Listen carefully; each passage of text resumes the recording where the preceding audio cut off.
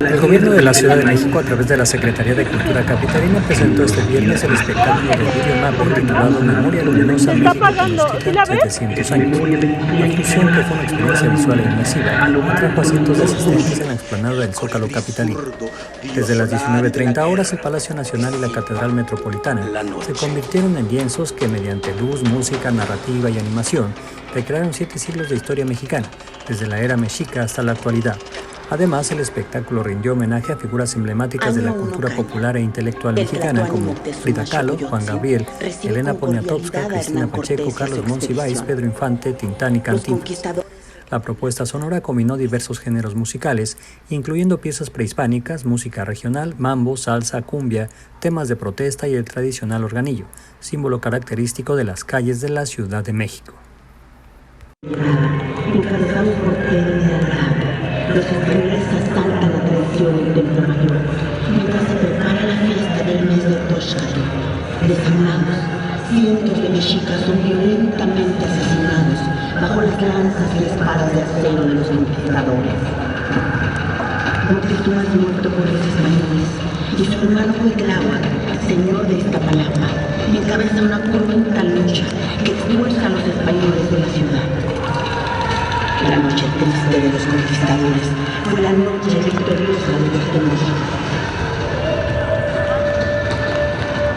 Cuitláhuac es nombrado rector y organiza la defensa y fortificación de Tenochtitlan, mientras Cortés se refugia en Tlaxcala para organizar el ataque contra la ciudad, realizando alianzas con otros pueblos de las riberas.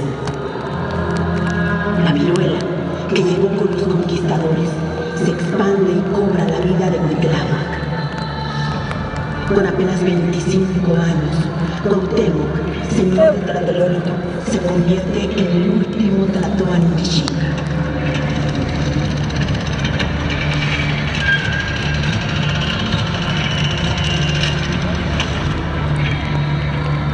En mayo de 1521 inicia el sitio de Tenochtitlan.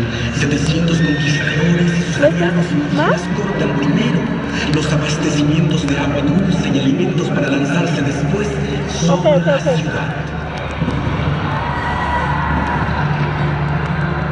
En 75 días de sitio, toda la población participa en la resistencia. Luchan también contra la sed, el hambre, la viruela y el dolor de ver morir a los suyos mientras los invasores avanzan. Cortés busca la rendición de sus enemigos, pero los mexicas se niegan.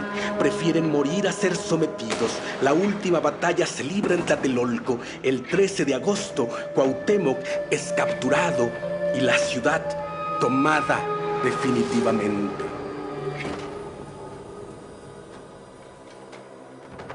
Nos dice la voz de la memoria, la voz de los vencidos. Rojas están las aguas, cual si las hubieran tenido, y si las bebíamos, eran agua de salitre.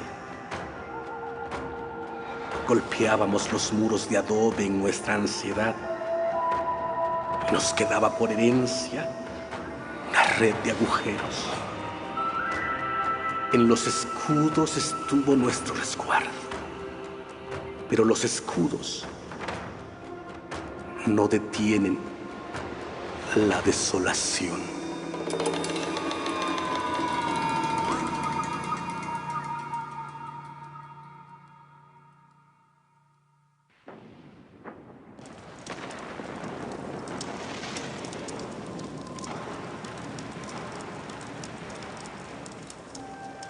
México, la capital de la Nueva España, se construyó sobre las ruinas de la antigua Tenochtitlan. Al tiempo que se terminaban de destruir las edificaciones mexicas, con las mismas piedras se construyeron los primeros edificios coloniales. En la traza de la nueva ciudad se diseña la Plaza Mayor en un espacio abierto del recinto sagrado. Ahí, Hernán Cortés ordenó celebrar cada 4 meses una ceremonia de poder llamada alardes. Las fuerzas de ocupación mostraban su poderío militar al pueblo ahora sometido. Ahí mismo, los conquistadores construyeron la horca, y celebraron los más importantes autos de fe de la Inquisición.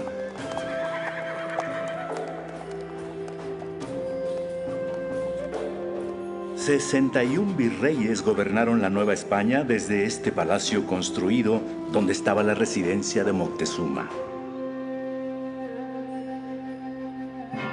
Los virreyes del siglo XVI se miran en los retratos con sus rígidos jubones dorados o con sus vestimentas negras y severas. Los últimos, a la moda neoclásica, con pelucas francesas, lunares pintados y casacas de terciopelo azul marino. Los conquistadores imponen una sociedad organizada en castas, sometiendo a indígenas, afrodescendientes y mestizos.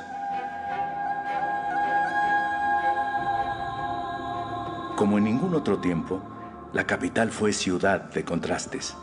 Había miles de indios pobres que solo iban cubiertos con una manta. Las epidemias, con su cauda de muerte, se intentaban aplacar con procesiones dedicadas a los santos.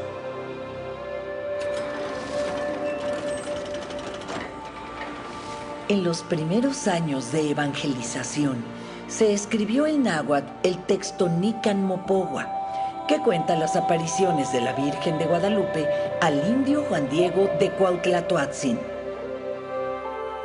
Fray Bernardino de Sahagún tuvo noticias de que antes de la conquista, los indios acudían al montecillo Tepeacac diciendo: ¡Vamos a la fiesta de Tonantzin! Venerando con ofrendas a la diosa indígena, la gran madre de todos.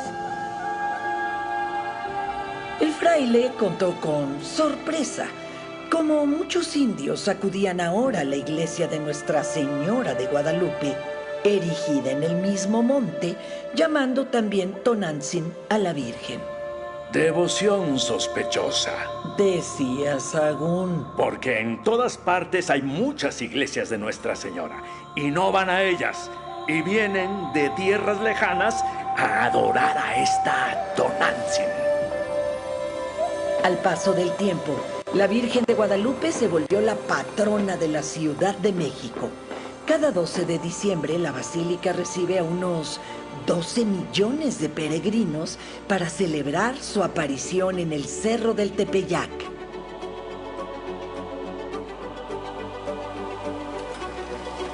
Esta gran catedral resume los 3 siglos de dominación española y es símbolo del viejo poder de la Iglesia Católica. Su construcción comenzó hacia 1573 y se terminó 240 años después con el trabajo de generaciones de arquitectos y obreros. En la parte alta de la fachada están 3 esculturas representando la fe, la esperanza y la caridad. La acompaña el Sagrario, una de las obras más hermosas del barroco americano.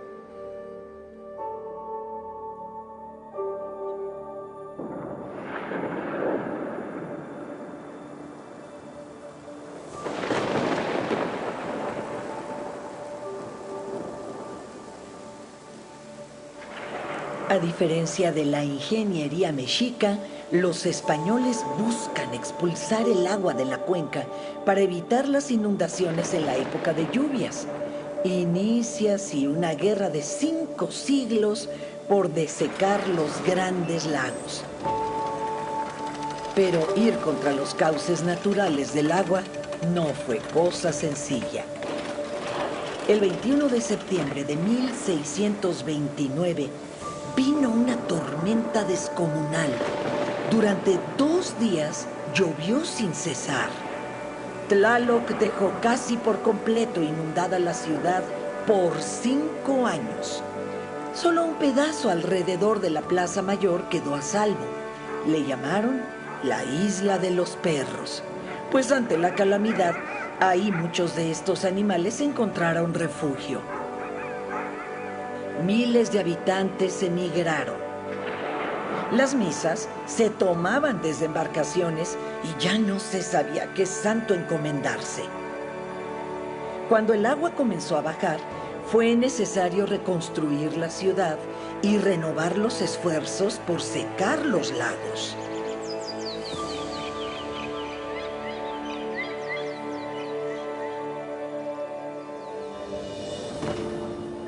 Hombres necios que acusáis a la mujer sin razón, sin ver que sois la ocasión de lo mismo que culpáis.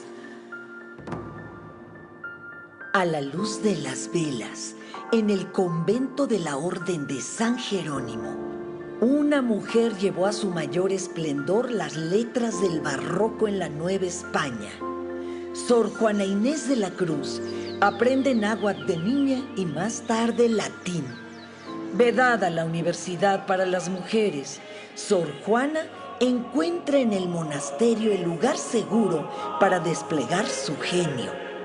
En su lírica, al tiempo que elogia a virreyes y arzobispos, defiende la inteligencia femenina y explica a los antiguos dioses mexicas como versiones inacabadas de la historia de Cristo. A finales del siglo XVII, una terrible epidemia en la ciudad se lleva la vida de la inmortal Décima Musa.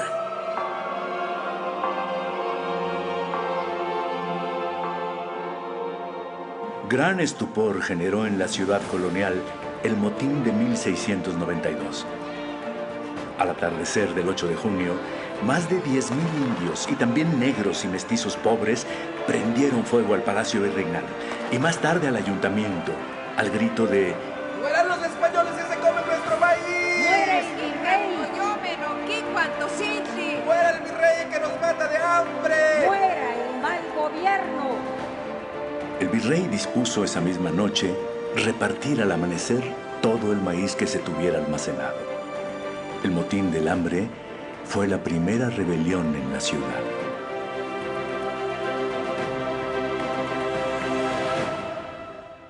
A pesar de la censura colonial, en las últimas décadas del siglo XVIII llegan de Europa los nuevos aires de la Ilustración.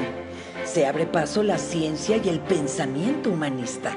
En la ciudad de 100.000 habitantes se fundan instituciones para el estudio de las ciencias, las artes y la medicina, así como nuevos escenarios para el teatro y la música. Con el apogeo de la extracción de plata y oro de América que enriquece a Europa, la ciudad se beneficia. Es la ciudad de los palacios.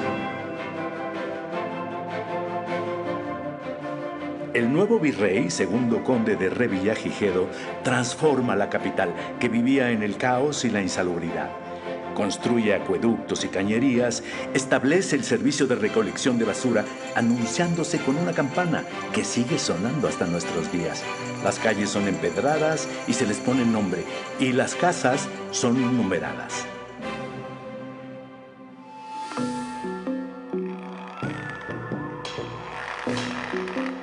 En 1790, arreglando la Plaza Mayor, se encuentra un gran monolito mexica. En otros tiempos hubiera sido destruido, pero la curiosidad hace que el virrey disponga exhibirlo en la universidad. Sin embargo, con el hallazgo, una gran cantidad de indígenas acuden a venerar la escultura con velas y ofrendas.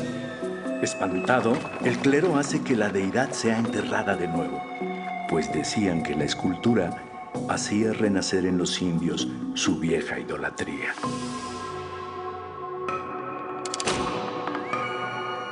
Es la diosa Coatlicue. 35 años después fue desenterrada nuevamente para ser estudiada por varias generaciones de arqueólogos y admirada con estremecimiento por el mundo. La madre de Huitzilopochtli, la diosa de la falda de serpientes, se representa cercenada de cabeza y brazos, de donde le crecen imponentes serpientes. Del pecho, de madre que ha alimentado a sus hijos, cuelga un collar de manos y corazones y tiene por pies garras de águila. Meses después del descubrimiento de la Coatlicue, se encuentra también en la Plaza Mayor de la ciudad otra escultura monumental de gran valor. Es la Piedra del Sol. Los tenochcas la usaban en posición horizontal para ceremonias de sacrificio. Tiene en su centro al quinto sol, Tonatiuh, nombrado también Nahui Olin. A los lados tiene representaciones de los 4 soles anteriores. En un círculo completo se representan los 20 días del mes mexica, por lo que esta escultura también se le conoce como calendario azteca. Esta extraordinaria talla tiene en el último círculo 2 gigantescas serpientes.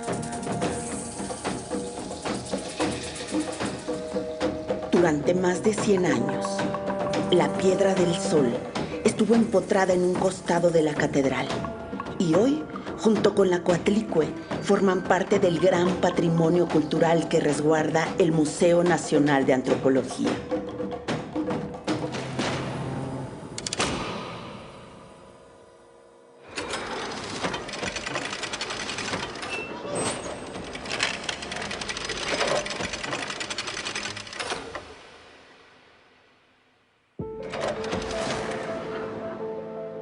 Después de tomar Celaya, Salamanca y Morelia, los alzados del Grito de Dolores, con Ignacio Allende y Miguel Hidalgo al frente, avanzan hacia la Ciudad de México y vencen a las fuerzas de la corona en el Monte de las Cruces. Los líderes de la Revolución de Independencia observan a lo lejos las luces de la Ciudad de México y dudan. Finalmente deciden no tomar la ciudad y no bajar a arrancar de las puertas de las iglesias el acta de excomunión contra Hidalgo, sino avanzar hacia Guanajuato. La independencia tendrá que esperar 11 años. Durante ese tiempo, la Ciudad de México no fue escenario de batallas, sino de conspiraciones en favor de la insurgencia. Leona Vicario destaca enviando recursos económicos e información. Una vez descubierta por las autoridades, escapa de la ciudad, pero es detenida y encarcelada.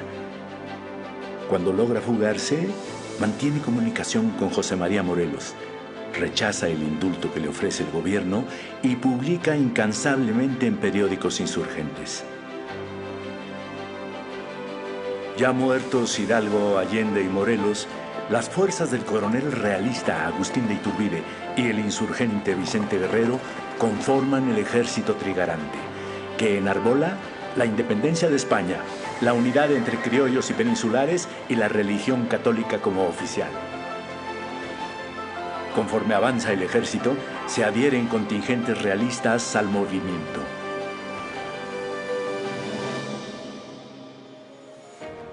Con 180,000 habitantes, la ciudad se ilumina con lámparas de aceite encendidas por los serenos.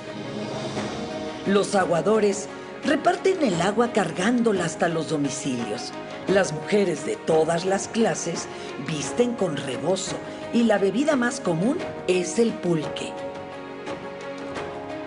Los pactos firmados en Córdoba abren las puertas de la capital a los independentistas. El 27 de septiembre de 1821, la Ciudad de México recibe al Ejército Trigarante. Desde muchos edificios se cuelga la primera bandera tricolor.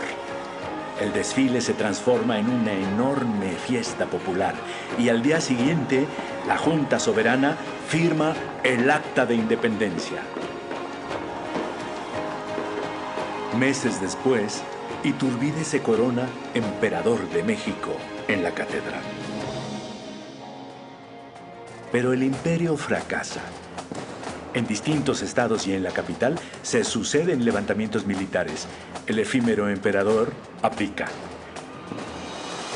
En la Ciudad de México se reúne un nuevo Congreso que aprueba la Constitución Federal de los Estados Unidos Mexicanos. Nace la República, formada por estados libres y soberanos y el Distrito Federal como capital y sede de los poderes. Tras las elecciones, en Palacio Nacional toma protesta el primer presidente de México, Guadalupe Victoria.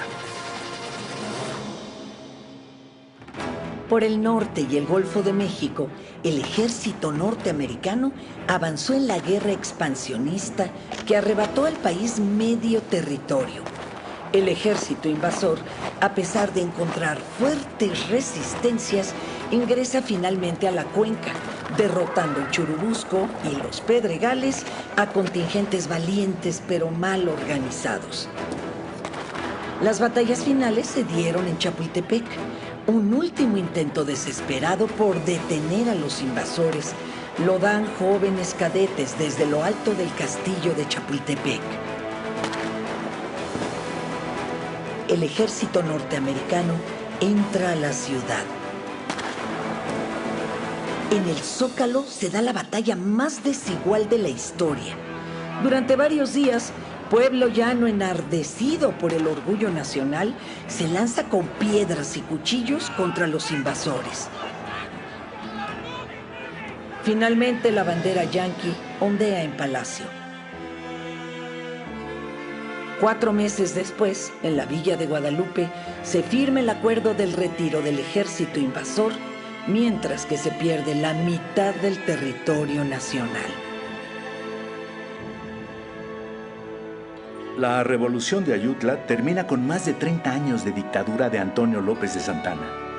Desde los altos del recinto parlamentario y en las crónicas luminosas de Francisco Zarco, la Ciudad de México es testigo de los debates del Congreso Constituyente. El 5 de febrero de 1857 juran la nueva Constitución.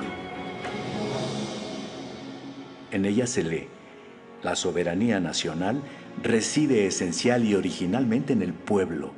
Todo poder público dimana del pueblo y se constituye para su beneficio. Los liberales se enfrentan al gran poder económico de la Iglesia. En la ciudad, casi la mitad de las propiedades pertenecían al clero. Son expropiados conventos, iglesias y monasterios. A muchos se les da nuevo uso y otros son destruidos. La vida secular cambia el paisaje urbano. Se abren oficinas de gobierno para expedir actas de nacimiento y de matrimonio. Los panteones se hacen civiles y los conventos ahora se imaginan como escuelas públicas. El viejo poder del clero, heredado de la colonia, vive su ocaso. Ante la nueva Constitución liberal, federalista y laica, los conservadores se rebelan contra el gobierno de Benito Juárez, primer presidente indígena de México. Encabezados por Miguel Miramón, forman un gobierno paralelo y retienen la Ciudad de México, que fue asediada por los ejércitos de Ignacio Zaragoza y Santos Degollado. Después de 3 años de duras confrontaciones, en Calpulalpan, los liberales vencen el último esfuerzo conservador y el presidente Benito Juárez regresa victorioso a la ciudad. Pero no tardaría en llegar un nuevo desafío para la República. A pesar de la heroica defensa de Puebla, finalmente las tropas de ocupación francesa avanzan sobre la Ciudad de México. Una multitud silenciosa se reúne en el Zócalo. El presidente Benito Juárez espera hasta la puesta del sol, ordena arriar la bandera y grita un parco: ¡Viva México!, al que responden unas 10,000 personas. Guillermo Prieto anima un poco: tengamos fe en el porvenir, porque los pueblos son invencibles. Se suben a un carruaje llevando la República a cuestas en un largo periplo que llegó hasta el Paso del Norte. Invitado por los conservadores, Maximiliano de Habsburgo es impuesto como emperador de México. Llega a la ciudad con un manual de 600 páginas que establece las formas de las ceremonias y fiestas propias de la corona. Rechaza el Palacio Nacional por simple y herrumbroso y se instala en el castillo de Chapultepec. En los 3 años que duró en el trono, Maximiliano construyó el Paseo de la Emperatriz, después nombrado Paseo de la Reforma, para comunicar Chapultepec con la ciudad. La Chinaca, la guerra de guerrillas desatada por todo el país, y el retiro de tropas francesas llevaron al triunfo de la República sobre el Imperio. El 15 de julio de 1867, Benito Juárez desfila entre vítores y flores rumbo al Zócalo. La bandera nacional volvió a izarse en Palacio Nacional.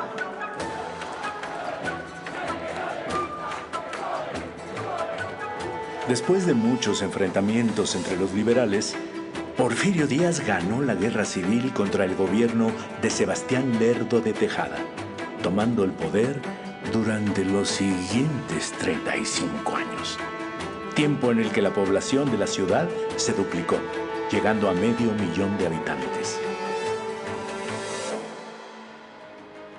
La dura explotación del trabajo obrero y campesino consolidó a una clase capitalista. El positivismo francés influyó en la cultura y fue guía para la transformación de la ciudad. Se fundaron hacia el poniente las colonias Juárez, Cuauhtémoc y Roma para la burguesía, con iluminación eléctrica, agua potable y drenaje. En contraste, la colonia Morelos y nuevos asentamientos irregulares no gozaron de mejoras urbanas. Se construyeron líneas de tranvía que junto con los automóviles desplazaron paulatinamente a los transportes de tracción animal. En la agonía de la dictadura porfirista, se inauguró la Columna de la Independencia, con la victoria alada que tiene en sus manos una corona de laurel para los héroes y una cadena rota de 3 eslabones por los 3 siglos de colonia. Díaz también dispuso colocar la campana de Dolores sobre el balcón principal de Palacio Nacional. Y arriba se talló un escudo nacional flanqueado por un guerrero mexica y un soldado español. Más tarde se concluiría el Palacio de Bellas Artes y el proyecto porfirista del Congreso de los Diputados se transformaría en el Monumento a la Revolución.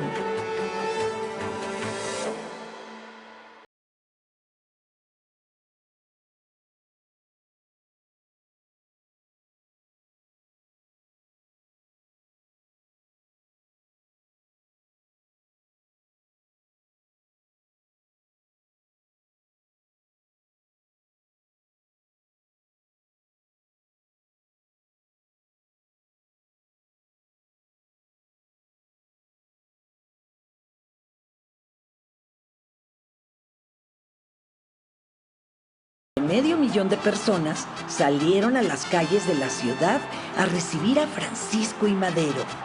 La multitud celebró en el Zócalo el fin de la dictadura y el triunfo del prócer de la democracia.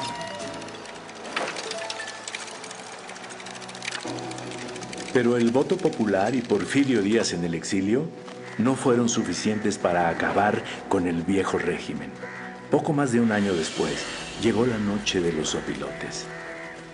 El embajador de Estados Unidos y los generales Félix Díaz y Bernardo Reyes fraguaron la asonada. Tomaron por asalto Palacio Nacional, pero pronto fue recuperado por soldados leales. Montado en un caballo de gran alzada y rodeado de jóvenes cadetes y gente que se sumó espontáneamente a la comitiva, Madero acudió a Palacio para hacerle frente al golpe de Estado. Durante 10 días, la ciudad se paralizó. Se contabilizaron más de 5,000 muertos entre las filas maderistas. Por las noches se veían en la ciudad hogueras quemando cuerpos insepultos. Finalmente, el responsable militar de la defensa maderista, Victoriano Huerta, traiciona al presidente y el golpe se consuma. Madero y Pino Suárez son detenidos en Palacio Nacional y asesinados detrás de la penitenciaría de Lecumberri.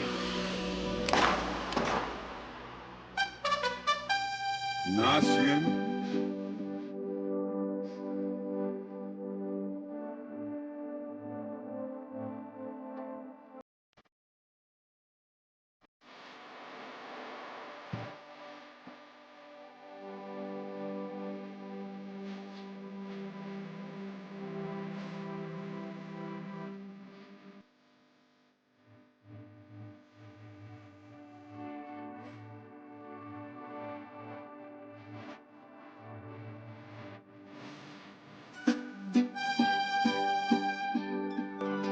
Los alzamientos contra Huerta crecieron por todo el país. La revolución vivió los meses más cruentos, hasta la derrota definitiva del viejo ejército porfirista a manos de la División del Norte. En un año, la Ciudad de México vive la entrada y salida de 7 ejércitos. A finales de 1914, la ciudad espera temerosa la llegada de los ejércitos de Pancho Villa y Emiliano Zapata. Es el México profundo que con los anhelos de tierra y libertad impulsó a sus propios dirigentes. Unos días antes, Villa y Zapata se encuentran en Xochimilco, donde se reconocen y hermanan. Los trenes de la División del Norte llegan a Tacuba y el Ejército Libertador del Sur entra a caballo para encontrarse en el Paseo de la Reforma. Entran al Zócalo por la calle Francisco y Madero, bautizada así pocos días después por el propio Pancho Villa, a iniciativa de la presidenta del Club Maderista Lealtad, María Arias Bernal. No son los bárbaros que alertan los periódicos, son hombres y mujeres del campo que toman la ciudad en orden. Acompañan al presidente interino, Eulalio Gutiérrez, para instalar el gobierno de la Convención de Aguascalientes.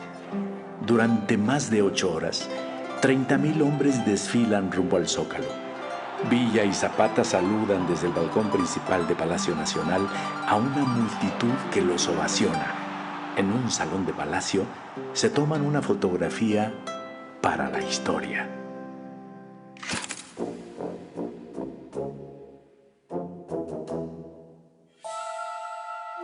Esos años turbulentos fueron aprovechados por los propietarios de las vecindades de la ciudad para aumentar las rentas de forma desorbitada. En 1922, un grupo de jóvenes comunistas promueve la organización de un sindicato de inquilinos. En un hecho inédito para la ciudad, durante varios meses, unos 30,000 habitantes de más de 2,000 vecindades se niegan a pagar las rentas. El gobierno obregonista finalmente apoya a los propietarios y la represión termina por derrotar la huelga inquilinaria. A inicios de la década de los 20, se fundan nuevas instituciones públicas para consumar el ideario de la revolución. El automóvil desplaza a los coches de caballos, que son prohibidos en la ciudad. La nueva jefatura de tránsito instala los primeros semáforos y establece el sentido de las calles. La ciudad ve con curiosidad a jóvenes que se suben a los andamios a pintar grandes murales en edificios públicos. Van vestidos con overoles de obreros y rechazan la pintura de caballete que acusan de burguesa. El movimiento muralista considera el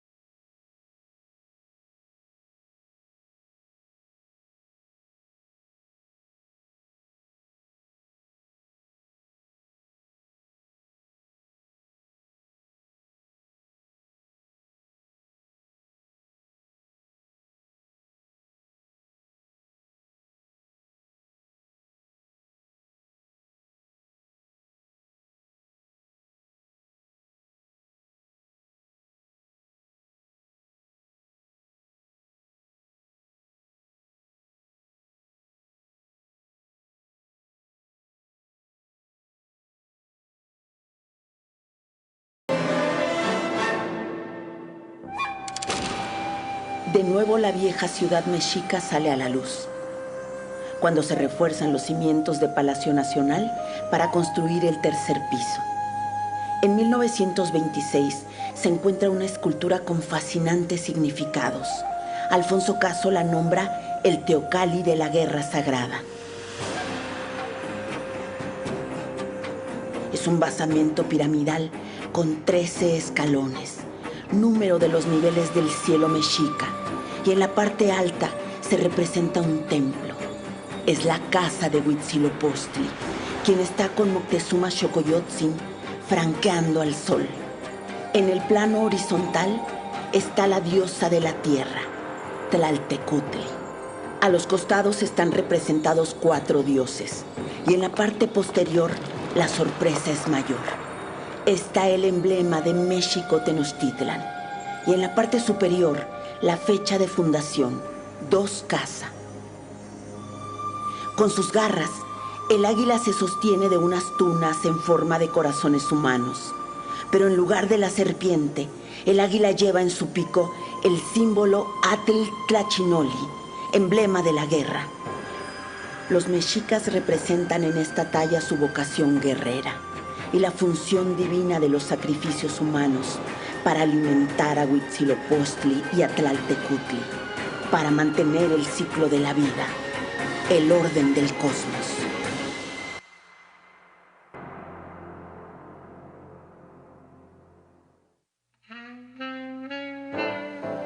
Allá por los llanos de Balbuena, a las afueras de la ciudad, en 1928, aterriza el primer avión. En el paisaje urbano se ven proliferar antenas. Todos quieren tener una radio para escuchar música. La ciudad crece y por esos años el pueblo de Tacubaya se integra a la zona urbana del Distrito Federal, que había sido trazado como un círculo perfecto con un radio de 2 leguas. Aún están lejos los pueblos a los que se llega en tranvía, como Villa de Guadalupe, Azcapotzalco, Tacubaya, San Ángel, Xochimilco y Tlalpan. El presidente Lázaro Cárdenas, además de repartir tierra a los campesinos cumpliendo el anhelo de la revolución, fundó en la Ciudad de México el Instituto Politécnico Nacional y expropió la hacienda de Santo Tomás para construir el campus principal. Una gran institución para la formación de científicos y técnicos para el desarrollo del país. He hablado al pueblo pidiendo su respaldo, no solo por la reivindicación de la riqueza petrolera, sino por la dignidad de México, escribió en su diario Cárdenas, después de anunciar por radio desde Palacio Nacional la nacionalización de las petroleras extranjeras.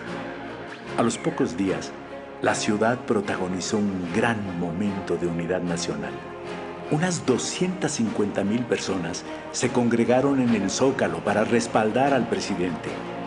También el Palacio de Bellas Artes recibió a una multitud en la que no faltaron personas humildes con gallinas y guajolotes en las manos para colaborar en el pago de las indemnizaciones.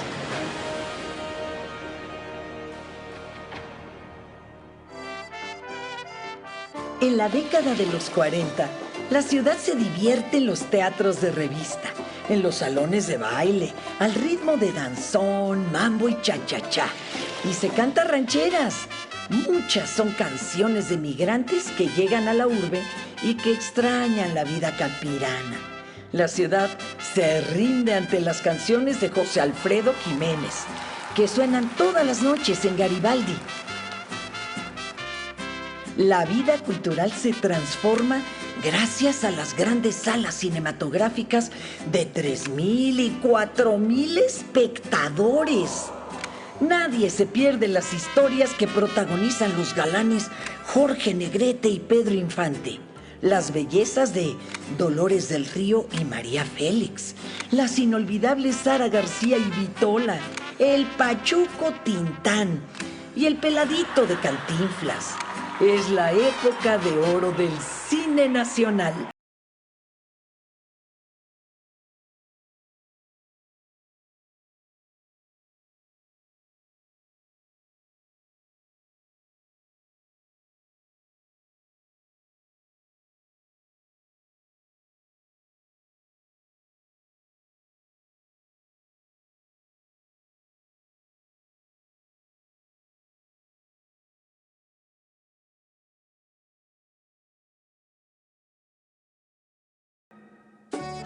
Con más de 3 millones de habitantes, la ciudad se transforma rápidamente en los años 50. Sus límites se extienden hacia el norte, formando una franja industrial con barrios obreros y la imponente refinería de Azcapotzalco. Mientras el director Luis Buñuel filma en la ciudad la película Los Olvidados, retratando con realismo y crudeza la marginación y pobreza urbana. Ernesto Uruchurtu, regente de la ciudad, durante 14 años, se encarga de construir decenas de mercados públicos, entubar ríos como el de La Piedad y Churubusco, abrir avenidas y construir el viaducto, al tiempo que impone una hipócrita moral conservadora, cerrando teatros y centros nocturnos.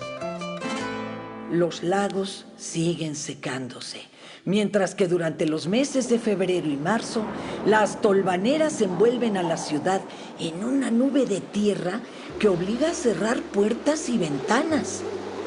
En esos años se levanta una proeza de la ingeniería mexicana, la Torre Latinoamericana, el primer rascacielos de la capital. Por los pedregales del sur se construye Ciudad Universitaria y un sector popular de ingresar a sus hijos a las preparatorias y universidades públicas.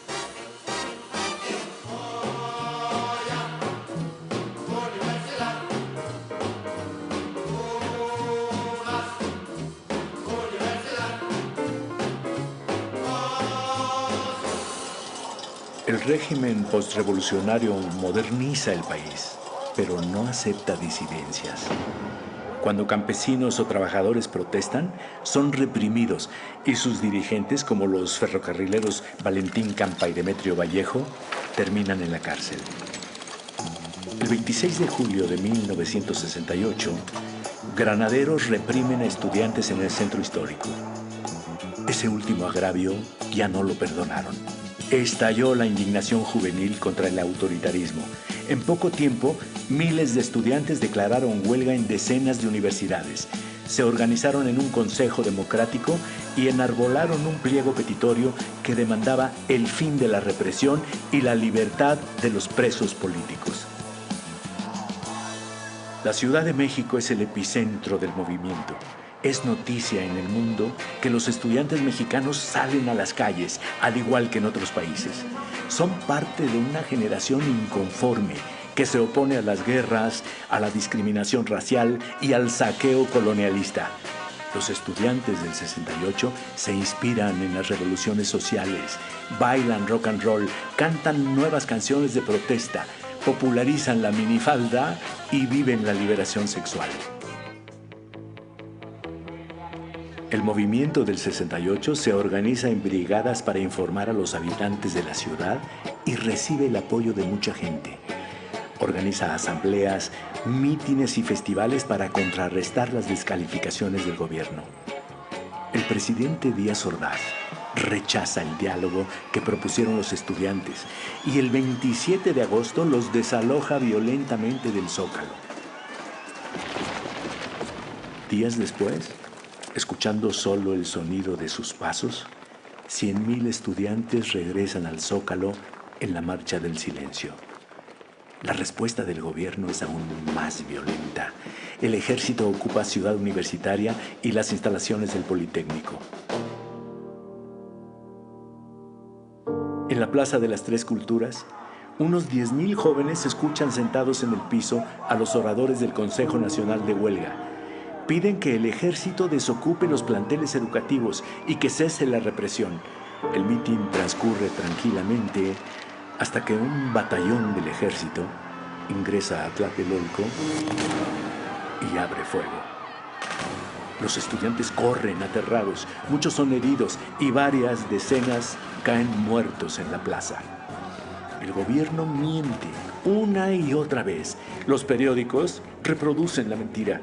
Dicen que los estudiantes abrieron fuego contra los soldados, pero los 300 dirigentes que terminaron presos durante varios años no dejaron de hablar. Los miles de participantes contaron sus historias y el libro de testimonios de Elena Poniatowska fue escrito con fuego eterno. La verdad se abrió paso sobre el crimen de Estado ordenado por el presidente Díaz Ordaz. Por eso, el 2 de octubre no se olvida. Honraré a los caídos luchando. Tlatelolco no fue su final. Un glorioso vivir tendrán cuando construyamos una nueva sociedad. Movimiento estudiantil, contigo estoy.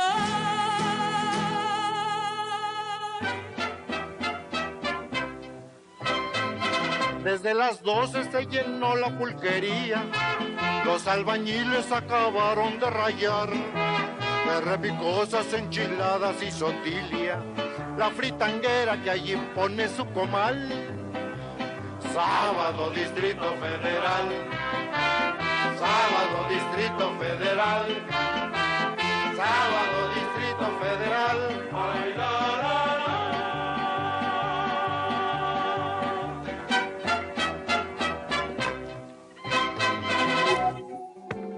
En los años 70, la metrópoli acelera su crecimiento y los pueblos de Azcapotzalco, Iztapalapa, Coyoacán y San Ángel, entre otros, se integran a la mancha urbana. La ciudad pambolera celebra la coronación del Rey Pelé en el Estadio Azteca, ahí donde 16 años después lo haría Diego Armando Maradona, mientras el barrio de Tepito da campeones mundiales de boxeo. Túneles subterráneos avanzan por toda la ciudad para construir el sistema de transporte colectivo Metro, al igual que el drenaje profundo que terminó con las inundaciones en la ciudad central.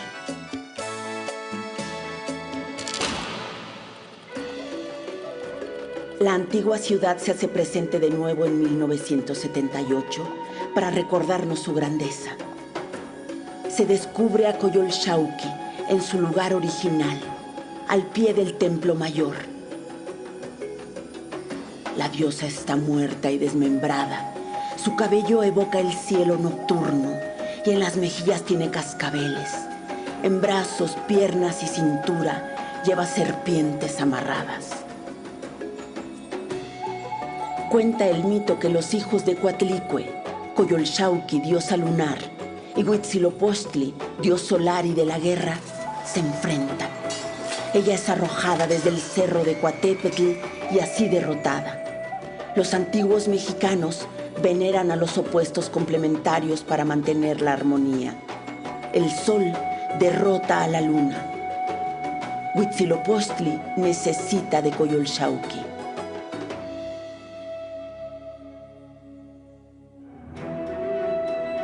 A finales de 1978, a las puertas de esta catedral, un grupo de mujeres se declaró en huelga de hambre. Las encabeza una mujer bajita que se llama Rosario Ibarra de Piedra. Las mujeres exigen la aparición de sus hijos desaparecidos por la guerra sucia que emprendió el Estado mexicano. Rosario y sus compañeras dedicaron su vida a demandar al gobierno la presentación con vida de los desaparecidos y a exigir justicia frente a la impunidad del régimen autoritario del PRI.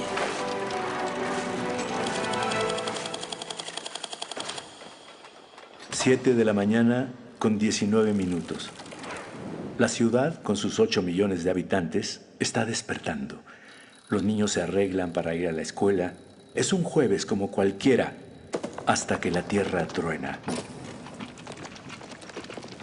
400 edificios destruidos y 30,000 viviendas colapsadas.